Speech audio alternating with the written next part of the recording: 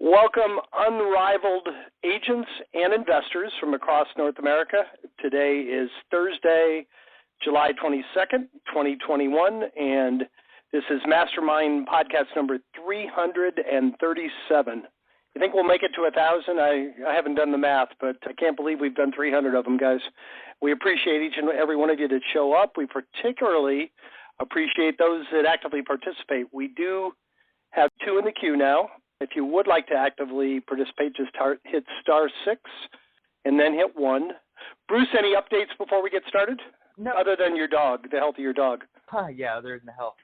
No significant updates. We've had a great role play call yesterday for the folks that have been through Foundations. So if you want to join our monthly role play call, register for Foundations and at least get on that Foundations list. And then we'll let you into role play as well. And the ISA program's going well, working that into a pretty nice system. That's it. That's all I have. Yeah, I'm seeing agents getting some deals these days where there was some struggle before. So good job for most of you going out and having those tough conversations that you're scared of. Just keep doing that. They're not difficult. And that's all I have.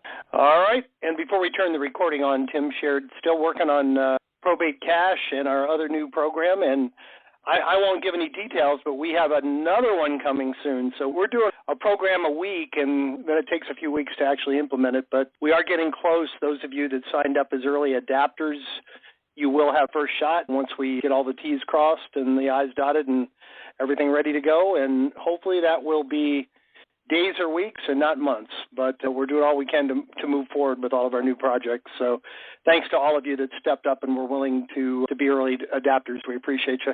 We do have 3 in the queue, so let's get to the queue. And again, if you would like to jump in there, just hit *6 and then hit 1. First up this week is from Charlotte, North Carolina, phone number ending in 9902. You're up first. Hi, guys. It's Rick Wilson. How's everything with you all? I heard the chitter-chat. I understand about the dog, and it sounds like Jim is recovering, so all is well. I dialed in today because, as most people are running into, I'm sure I'm relatively new to this, is that many of the cases I'm seeing are widowed folks where they're already automatically inheriting the homestead. It's a part of the law here. And it appears the vast majority of them are going to age in place. I think that's a trend. So as far as following up on them, knowing that what I think I know, by the way, and I'm not stating this unequivocally, and I think I know the majority of them are going to age in place, what kind of practice should I follow? Because I know some will turn around a year from now, perhaps, and decide, no, this isn't such a good idea. I ought to go and move to Florida, or I got to go move in with my child or children or whatever. So what do you guys find with these spouses who are aging in place? What's the best approach for them? Offer help with whatever you can. Okay. Offer help, provide. They're probably going to turn it down, by the way. Yep, so they're probably going to turn it down, but they will remember. I want you to follow it up with a personal note, just thanking them for the time. Follow that up with a letter-sized envelope, 8.5 by 11. Doesn't need to be expensive. It just says, I know you're staying in the house. In the rare event that you change your mind within 6 months or a year, do you think that you could keep this letter and call me? I think that I would probably be able to get you blank for the house. So put a little range in there and ask them in that letter to keep it and call you. Now, that's not going to be your last communication. You're probably going to follow up monthly, or not monthly, you're probably going to follow up quarterly just on the phone from that point, just to check in. Hopefully you're doing well. Wanted to see if there were any needs that you had. You got everything covered at the house, and just build a relationship with that person.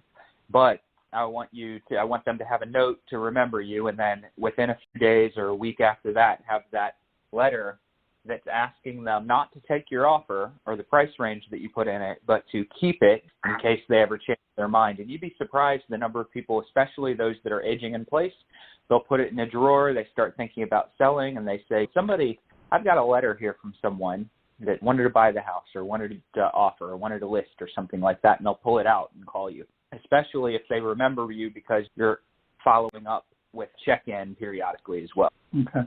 Go ahead. Yeah, I have a couple of other things to add to what Bruce said. That's giving you exactly the right answer. What can you still provide value over? A couple of other things. One, just to comment on the letter that you send. When you do get that letter out, point out in that letter that this is based on today's market, but be aware, should you decide to sell in 6 months, we're in a very volatile market, prices can change and all that. And if at any point you decide to do that, if you want to give me a buzz, I'll certainly give you a more competitive view based on today's pricing. That way, if you've given them a price of $200,000 and they know the market's gone up and all their neighbors are selling for, $250,000, they're not going to call you back if you offered $200,000. And if you tell them in advance the market price could change, you've given them a reason to call you back and see what it's worth today. That's one thing. The other thing I was going to say is it's a great opportunity to build a relationship with an attorney.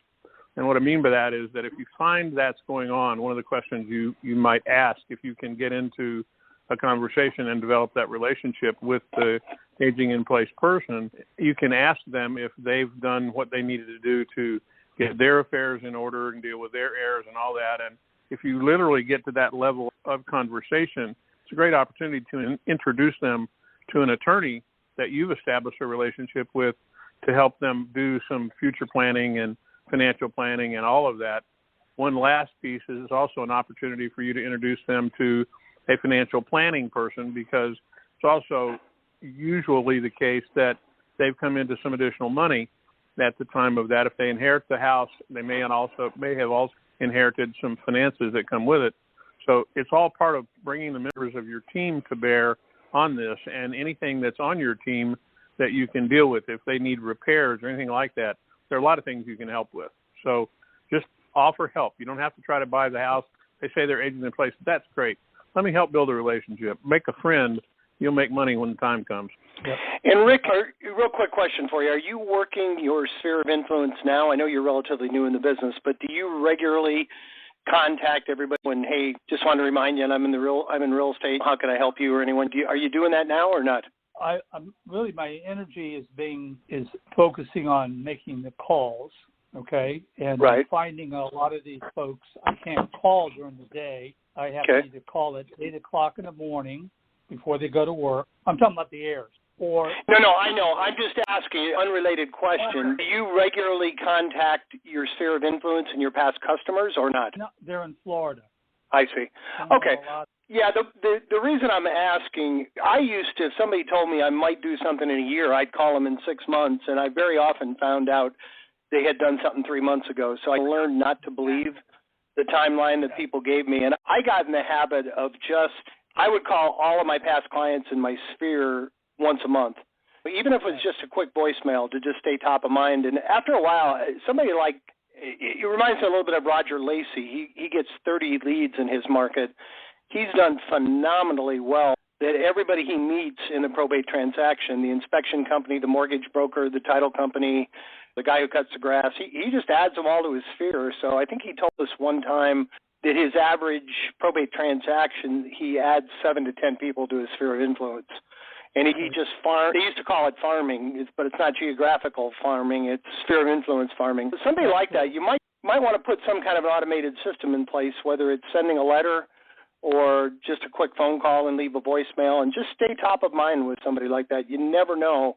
And you could take one of two approaches. Hey, I know you said you wouldn't be ready for a year, just checking, see if you're ready yet. And okay, great. And then ask the second question, do you know anybody else that I can help? If you're there to provide service and you start with helping them first, they won't mind you asking that second question, do you have any referrals for me? So just a couple suggestions. And I interrupted you.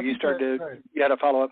No, I think these are really great suggestions, and I'm going to adopt as quickly as possible. Like I said, my sphere is kind of not existent in this area, but I am creating what I'm really driving and seeing in my mind, unless you tell me something different.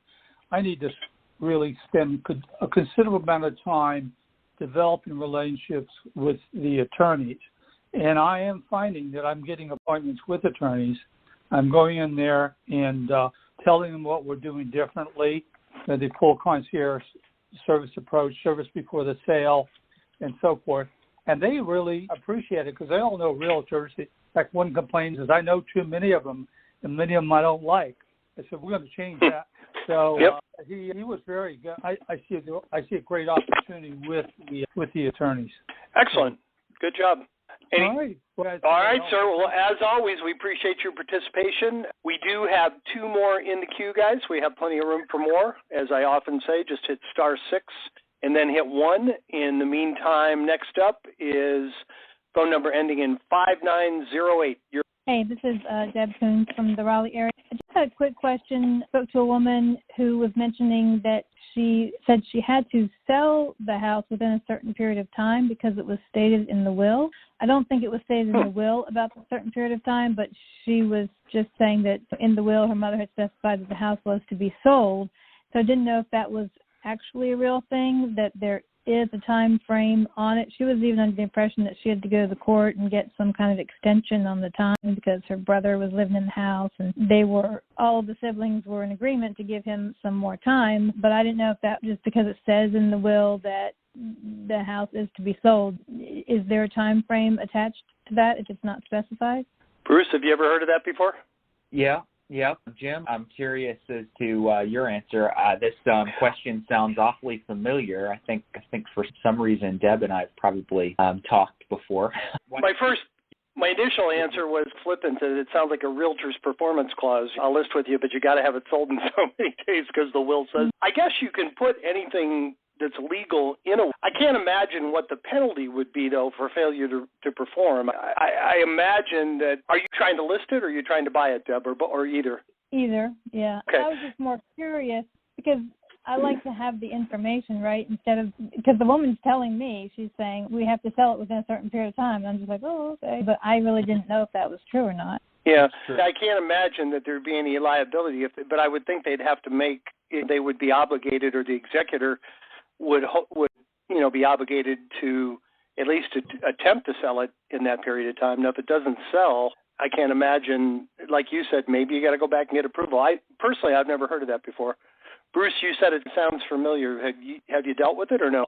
I spoke with Deb briefly. I probably didn't give Deb. It's possible that maybe in my sleep or in my fog the last couple of days I didn't respond to that question. But it's true. There are a lot of people that will go ahead and state in their will that the real estate has to be sold.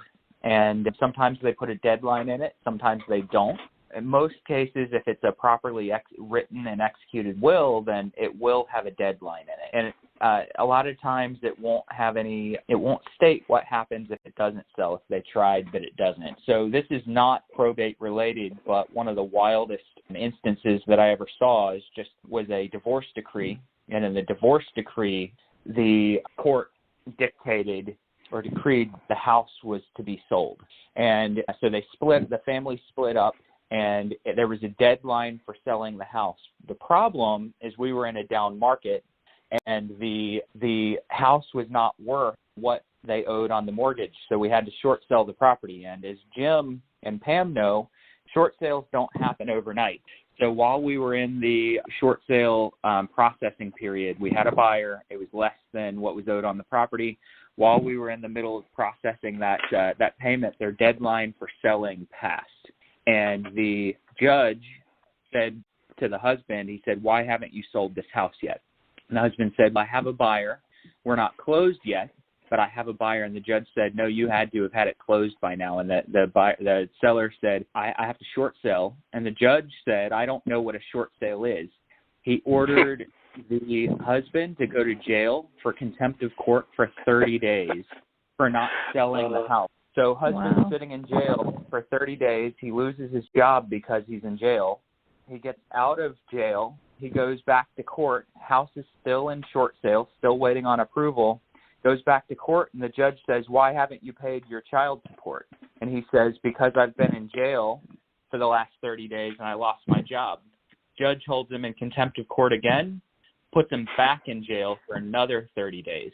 It ruined this guy's life all over a decree that the courts had made.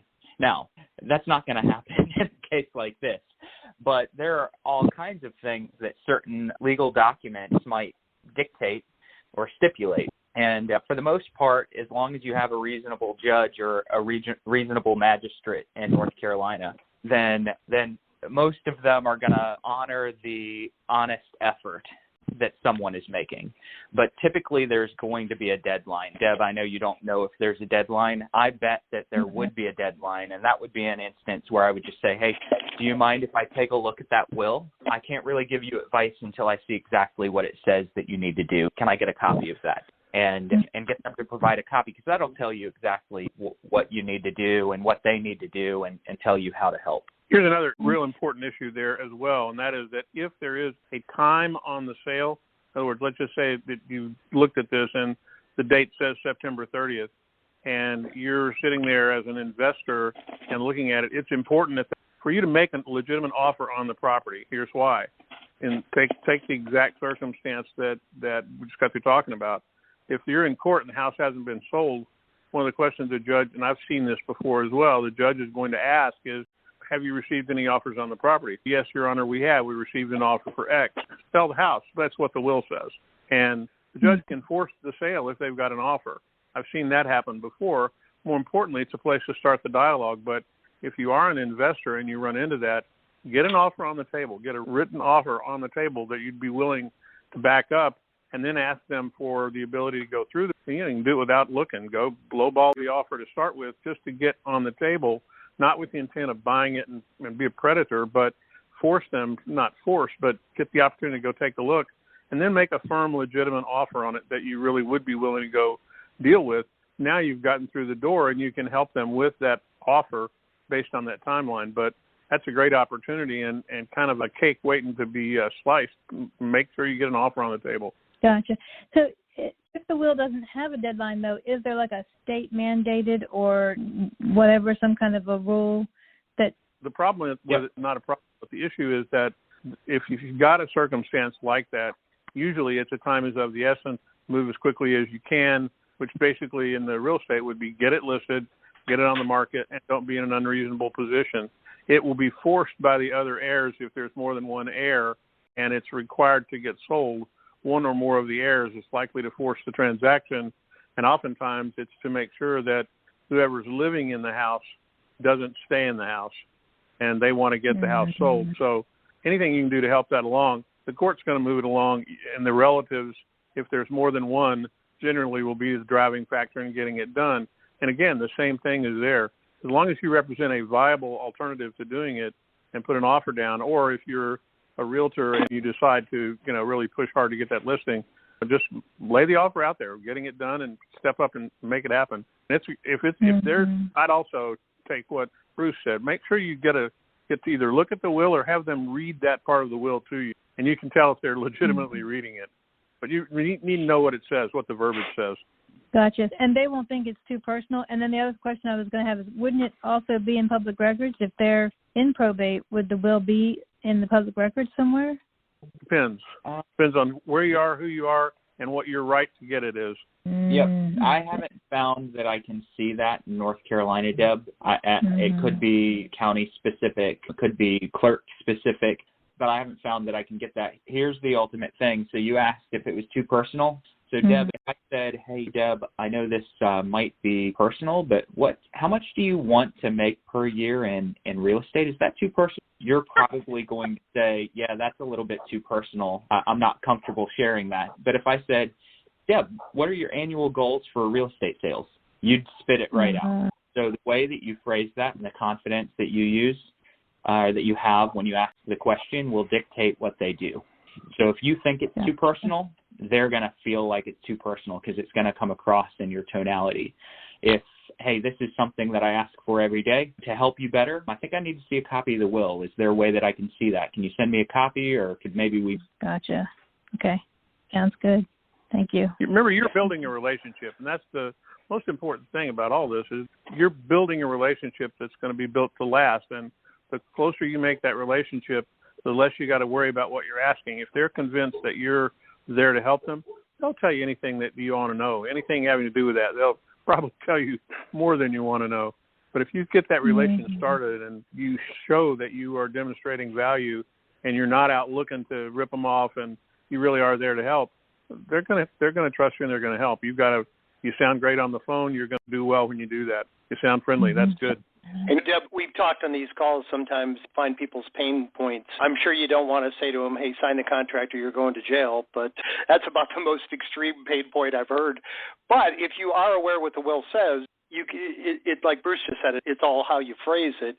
You could nicely say to them, if somebody's dragging their feet, you could nicely say, hey, as the executor of the will, your attorney, I don't need to tell you, your attorney probably already mentioned it, that you have fiduciary to get this property on the market and get it sold as soon as possible. But you can remind them in a nice way without threatening that they're going to jail. That's a pretty extreme example, but that's a good, I don't know we've ever brought that up on the call before, so thanks for the question. Appreciate it. All right, does that help? Yeah. All right. All right, next up in the queue this week is phone number ending in 5757. That sounds familiar. Hi, everybody. This is Douglas Congress in Seattle. Yeah, hey, the reason I'm calling in is not because I have a question. I just want to tell you how impressed I am. Bruce, that call yesterday was amazing.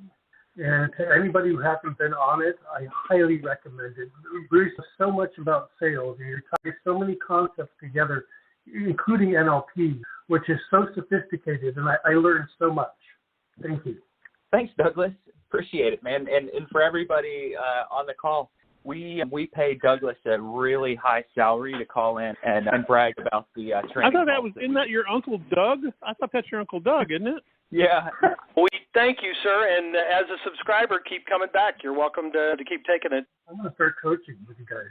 Awesome. Hey, you know what? If you have that aspiration, reach out to us, Doug. Give us. I'm looking at the phone number right now. I got the website open. I'm going to, after this call, that's what I'm. Hey, Douglas, I have a question for you. What on the role play? What's the one? If you had to say one key thing you took away from that call, what was it? What main big tip did you get? To be sensitive to where they're at in the process, to acknowledge that that's where they're at in the process, and to don't force yourself on them. Let them know that you're there for them, that you have compassion for the situation, and that you're really listening. And in fact, I was going for all these quick objection handlers and all these quick closes, and it's like Bruce pointed out, did you even hear what she was saying? Because the idea of something I always do on a cold call is I often break into laughter. And when somebody's going through a probate situation, that's probably not the best time to be laughing. Not at all. But it's like all the different levels of subtleties. I'm so excited because this has taken my sales skills to a whole new level. Yeah, unless you can laugh if they're telling a joke, but otherwise, I've shared many times, Doug, when I first had this idea 7-8 years ago and I started prospecting, I used to start with, I'm sorry for your loss. And I had a guy say, don't be, dying was the best thing that SOB ever did. And so obviously he wasn't mourning. And so I said, in that case, congratulations. And he couldn't stop laughing. He said, I like you. You got a sense of humor. So, yeah, it's not typically a time to be funny. But like you just said, if you listen to them and listen to where they're at, sometimes humor can diffuse tension. Nothing is ever always or never, that old expression. But I like the things that you took away from that call. And this was just the role play call. This wasn't. Was this part of Foundations, Bruce, or was the separate role play call? The separate role play call that we open for anyone who's gone through Probate Foundations. Excellent. So it is Excellent. the Foundation, and I try to make sure that only people who've at least signed up or minimum watched a Foundations class go through it, because we're using very specific techniques that are going to be foreign to you if you haven't taken Foundations, and we do it once a month. So that was yesterday. Okay, yeah, I want to repeat Foundations just because I got so much out of it the first time. And that is free to all subscribers at very nominal cost if you'd like to take it and gain your confidence before you start subscribing. So either way, we'd like to have you. All right, well, thank you, Douglas. Anything else we can help you with this week? No, I'm just excited. I can't wait to put this together. And, thank you, sir. I love the tool, so I'm just so grateful. Thank you. You're very welcome. We appreciate you, too. Guys, we're looking for the win of the week. We're looking for the idea of the week.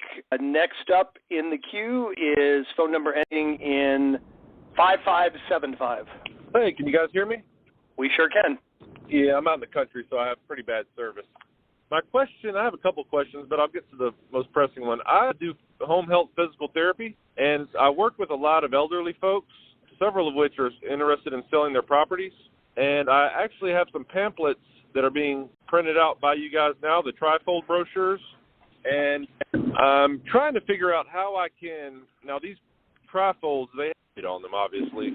I'm trying to figure out how, on my last visit with my patients, and I usually tell them that I buy and sell houses and my wife's a realtor. What do y'all any ideas on a good way to give them this brochure? I was thinking maybe telling them, hey, look, I know y'all aren't going through probate, but if you ever know anybody who does, or if you ever need to sell or buy any real estate, keep me in mind. What do y'all think is a good approach with that? Because I did actually buy a house. I actually wholesaled a house from one of my patients, but I don't want to be doing that too regularly. I want to not monopolize the time. I want to hear if Jim or Tim have anything to say, because I do, but I'll monopolize some time. Mine is just real quick.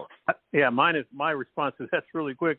What you said wasn't too bad. It was a pretty good way to disarm the conversation and say, I know you're probably certainly not, in that situation right now. If you know anybody that is, this is something that I do, not just, obviously, if you're doing PT for them, they probably think a lot of you because you've made them feel better. You got a great opportunity to just say, hey, in addition to doing this, I also do this.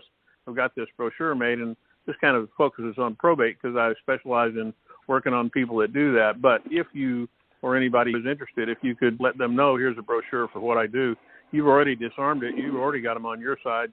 You don't have a real hard time handing it to them. Absolutely. And one more quick I think your approach is great. And again, what we were just talking about with the last couple of people, don't be afraid if you're in a position where you come in contact with them, helping them one way. Don't be afraid to offer to help them another way. Don't feel like you're taking advantage. If you do it in the right way and you have their best interests at heart, there's really nothing wrong with that.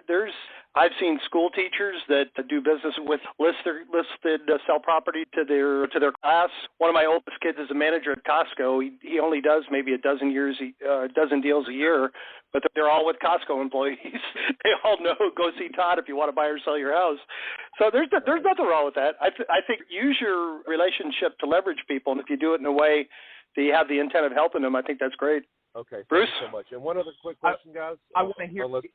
Forgive me. I want to hear your other question, and then I'm going to give you two answers. One to the previous question, because I have a slightly different take on it. But go ahead with your second question first. Yes, sir.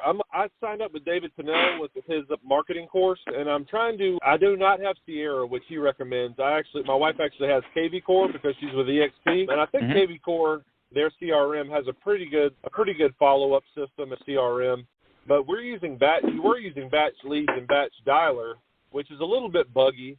But David suggested not to put all of the probates you're getting from the county into your CRM, and instead just put warm leads in there, or people that you've actually spoken with, which I think is good because it's going to keep my CRM from getting bogged down.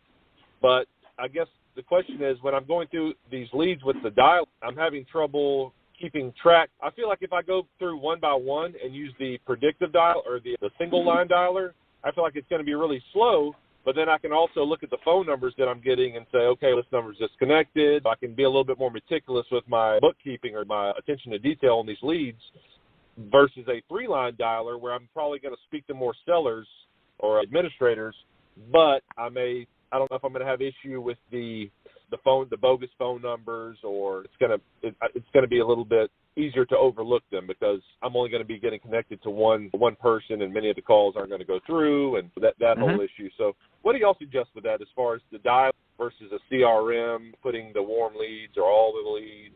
Because I do want to follow up with the emails and the text messages and all that. So I'm trying to figure out a way to do that. So actually, like I would disagree, but I agree with David's approach. Dialer on cold leads, CRM or whiteboard on warm leads. We'll use typically a single line dialer, mainly because I want to go in and I want to be updating all the leads platform. I want to be making my notes. I want to be taking out any dead phone numbers or bad phone numbers, put a blindfold on, walk in front of traffic. I want to take that out of my campaign. Okay, updating that. When I get a good, nice, warm lead, I'm either going to work that warm lead out of my company or my business CRM, or if you are a pen and paper type of person, you need to move that lead over to a whiteboard where you see it every single day. The problem with most CRMs is the user, not the CRM. Most people don't log in and look at their CRM every day and keep an eye on it. So if that's you, if you're not in the habit of watching your CRM, you probably ought to work off of a whiteboard that you are going to see every day. Now, if you're good at using a CRM, just switch your warm leads over to that and work them from there at that point. And I take them out of my dialer the second that I have a good conversation and I identify them as someone that I want to do a real estate deal with. Awesome. Okay. All right. Now, can I go back to your first question, or do you want some clarity on that one? I think that's great. I just wanted to get confirmation on that because that's the same way I was. Okay, perfect. All right, first question. I've got a little bit of a different spin on this. I'm always going to give someone an opportunity to feel like they're the person that brought up the topic. I want to give people the chance to not see through my technique or my approach. And I'll give you an example that does not relate to probate or does not relate to your situation that you mentioned, but it's still an example of this. When I was doing open houses, I would ask people on my third interaction with them, I'd ask, so how does this house compare with the others that you've been with? I used to find that when I'd meet someone at the door and I'd hand them a sign-in sheet and say, do you have a realtor? 90% of everyone would say yes. And I think around half of the 90 were lying to me. But they would see, oh, if I say yes, he will leave us alone. So I started asking, how does this compare with other houses you've been looking at? And suddenly I went from 90% of people that had a realtor to 30% that had a realtor because they didn't know that I was really asking about their relationship with another agent. They would say, oh, no, we haven't looked yet, or, hey, we're just moving to town, or various different responses that would tell me whether they were working with an agent or not. So I want to do the same thing with the situation that you have when you're going into people's houses. You walk in, you're having conversations. I want you to reference maybe the bones of the house. Oh, this is a beautiful house, great bones. As someone who's bought a few houses before, this is a great house. I love it. How do you like it? Okay, how do you like it? This is going to be key because now you're turning the conversation over to them, and it's amazing how many people are going to say to you, and you're going to hear something in their voice where you can tell that maybe, just maybe, they're thinking about moving, or they're tired of the stairs if they're aging, or this yard is a lot to handle. Okay, so I want you to ask questions that give them an opportunity to clue you in to any pain that they might have. And then normally as soon as I get even a hint of a clue, I go, uh-oh, what's wrong? And then they'll start telling me what they're dealing with. Yard's too big, tired of climbing the stairs. My daughter's trying to get me to move to Florida, blah, blah, blah. Okay, so what do you think you're going to do about that would be the next question. And now they're telling you what they're thinking about. Yeah, we're probably going to sell. Well, actually, I work with people that are downsizing all the time. Would you guys be open to an offer if I brought you? Okay, and then you can pull your brochure out. But I want you to have a little bit more information before you just whip a brochure out and say, here, I help people sell houses, or I buy houses, or whatever the case is. I want you to have a little bit more information so that it's pertinent and relevant to the discussion, and it's not out of the blue. I don't want you just like changing gears and dropping a brochure in their face, even if it's delicately, without really having any information, whether it's something that they're even thinking about or open to. I'd like to use some of those questions to start to transition your conversation over into real estate. And that's going to make those topics and that brochure a lot warmer and a lot more something that they're probably going to hold, because now they have a conversation to go with it. It's not just what their therapist gave them. It's what you in the real estate business with great questions and a great real estate-based conversation gave that person. Thanks, man. Looking forward to Foundations. Yep. Thanks a lot. All right. And by the way, I think you mentioned the next guy's name, David Pinnell. Oh, nope, David's in the queue. I'm sorry. Before David, next up is phone number ending in 9877. And David, you'll be next. Are you there, 987? Yes, sir. Can you hear me? All right. This is Chris in Georgia. Hey, Chris. I got a question I need to run across the marketing side. I put myself in a pickle. I'm trying to put a blog out to put on my website to address the probate process and offer those services for people that are needing that.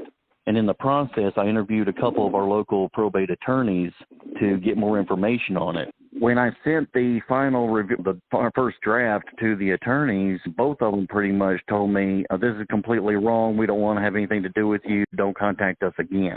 So now I'm having to backpedal and find out what I did wrong and why they're not even willing to look it over and tell me what was wrong about it. It's possible that you just got too pure. And my only rule in my business is that I don't do business with a-holes. So maybe that's a blessing in disguise that you sniffed that out. Or maybe you presented your request in the wrong way. Maybe you went in saying, hey, I'm a probate expert, and they got in their mind that you knew exactly what the process was, and all of a sudden they were viewing you as an expert, and you dropped wrong information in front of them, and they were like, oh, we thought this guy knew what he was doing. He doesn't. So it's possible that you were painted in the wrong light to begin with. So the way that I try to position myself to an attorney is, hey, you know what, I'm just offering some services that I hope are relevant. I'm learning what I'm doing, but I'm a hard worker, and I try to go out of my way to make your job easier and their life easier. Do you think you could take a look at what I have and tell me where I'm wrong? And to clarify that, I got on the phone with both of them for about 30 minutes, and I told them, look, I'm doing a blog. I need some information to do this blog for my website, and I want to reference you in it. So what can you tell me about this, that, and the other pertaining to Georgia probate? So I told them exactly what it was I was doing, but like I said, when I sent the first revision, said, can you review this and make sure it's right? That's when they came back with, this is completely wrong. We don't want to be affiliated with it. Okay. So either you're just not clarifying. It sounds like you clarified your position just fine. Maybe you're not as clear as you thought you were, or they're just jerks, and you're better off without them. Did you cite law in your trifold? Do you have sections where you are citing the law? I started out with the introduction, and then I went into the first part of the probate process referenced by one of the local funeral homes and how they direct people to either the probate attorney, the city health department, or the local probate office. And then I went into what each attorney told me about different parts of it, and I referenced them as the resource for that information. And then I concluded with the finals and wrapping up the probate process. But they're the two main probate attorneys in the area, so anybody else around here either doesn't specialize in probate or I really don't trust their opinion. Did you cite them by name in your article? I cited the office. I did cite the resource and the office they were affiliated with. Yeah, one of the problems that often happens is attorneys don't like to be quoted. And what I mean by that is they typically don't like to have people attribute things to them in writing that they may have said, because it will come off as either you're offering legal advice or maybe what you said could be construed by someone else as something different than what they said. And that probably is the reason why, and they just wanted to wash their hands of it and say, no, don't use my stuff. And one just quick thing I can tell you is the easy way to get your answers is literally buy an hour of attorney's time. And I don't know if Bruce may have a different answer for this also, but typically if you're going to pay them for their time, they'll give you what you need by buying that hour of time. And I might want to go back and make that offer to one or the other of them and say, look, you may not want to work with me, but I need to understand why, because we were talking before and all that. I'd like to buy an hour of your time. I'm serious about this. I want to get this right. And let me know what's going on here, because I'm trying to do a good job. Don't give up. Yeah, right. Jim, I was going the same. Go ahead. I had the same idea that I wonder if they both didn't like the fact that they were the only one being quoted too. Maybe if they are each other's main competitors, they didn't realize another attorney was going to be part of it. We're all just guessing. But one thing Tim said that I think it's brilliant. We haven't talked about this in years ago. Must have been 3, 4, 5 years ago. We had one of our subscribers that noticed an attorney in his market was dominating the market, just doing multiple deals every month. Couldn't get the time of day. Called, stopped by, couldn't get an audience with him. So he did exactly what Tim just said. He spoke to the gatekeeper and said, I have a matter I'd like to discuss with the attorney. What's his hourly rate? Gave a credit card. he went and booked and paid for an hour to sit down and pitch the attorney on working together, and it worked great for him. The attorney said, all the years I've never had anybody pay me to try to work with me. That's not a bad idea, really. But who knows? until you talk to one of them, we're all just guessing. But those are all the theories. I'd be interested to see which one is correct. Yeah, how far are you willing to go? Exactly. Yep. And also, the next foundation is in August? Yeah, first. Okay. All right. I think that's the date I saw. All right. That's it for me then. Thank you, sir. And right now, the last one up in the queue this week is Mr. David Pinnell. How you doing, David? Hey, guys. I'm good. I'm in a coffee shop, so I got to be a little softer. But, hey, on the we'll talk Bruce, have you had your coffee yet? Yeah, a couple. Good. Go ahead. Yeah, Bruce covered it pretty good about CRMs. But the idea is just to have, my goal is to have 2 people added a day from the calls. It doesn't have to be, you call on the probate people, you're going to get leads. Or you're going to find other investors on that list. Or you're going to find people that they're not going to sell a house. They're the executor of that estate, so they are very responsible. You want, if you could add them to your referral list or mention that you're going to pay them for referrals, it's pretty powerful. So it's just not everybody's going to sell a house now. So the goal is only to have the 2 added in. And we have to keep the perspective of the age group. If we just shove everybody into an automated system at their age group, they're not going to ever connect with you. So it's always going to be that issue. They're 60-plus years old selling their parents' house or somebody, typically, on average. So we just ask for permission to send them something, usually market updates, emails, or our resume. And it works. I just wanted to say that. Yeah. David, 2 a day, that's 522 people a year. Yeah. How many of those do you think you're going to pull and get some business out of if you add 500? It's working out to about 50 deals a year. 50, so about 10%? Yeah. 10% conversion on those you put in. That's amazing. Yeah. And David, you do a ton of business. How many people do you have in your database now? It's got to be massive. I have 187 people. I have the conversation started with probate. 211 others. So I have about 400 contacts that I'm constantly talking to about selling their house once probate's complete. But then I have, buying the Probate Plus, I got another 557 in there that I'm prospecting. So it's just constant. And some graduate or get fired, and others get added to take their place. Yeah. Or you get referrals from the people that you've talked to, and it's just amazing. And those are opportunities there. So it's sure. If you're not willing to make the call, you can send the letters. That's fine. But if you're not willing to make the initial relationship connection, that age group just needs that. And yeah, you can't shove them into a Zillow plan or a regular seller plan because they're not opening that stuff. And then if you put them on a 21-day follow-up, it's beautiful. You may not have to call them in 21 days. You may just send them a text message. But once you have the permission to do so, it's so fun. And so how do you get to the real estate question? Somebody goes, yeah, we're just getting started. We're not really ready to even think about the house. What do you do? Yeah, it's a good question, Bruce. So do you know the value of the house that you inherited? No, not yet. Probably somewhere in the maybe 350 to 4 range, I'm guessing. Nice, man. Has there been any updates to the house? Have you been in the house? Yeah, I go over there a couple of times a week to clean it out, cut the grass, stuff like that. So it needs a little bit of work, I think. Have you found anything worth saving or any trinkets that are antiques? Oh, man, I don't know. I'm sure there's some of it, but it probably just has sentimental value to me. Yeah, when the family's not fighting over that stuff, it's fun to go through it. Are you doing it by yourself, or do you have other siblings that are helping you out? I can't get my siblings to help me out. I got a cousin that comes over and helps me every now and then. Yeah, it sucks, man.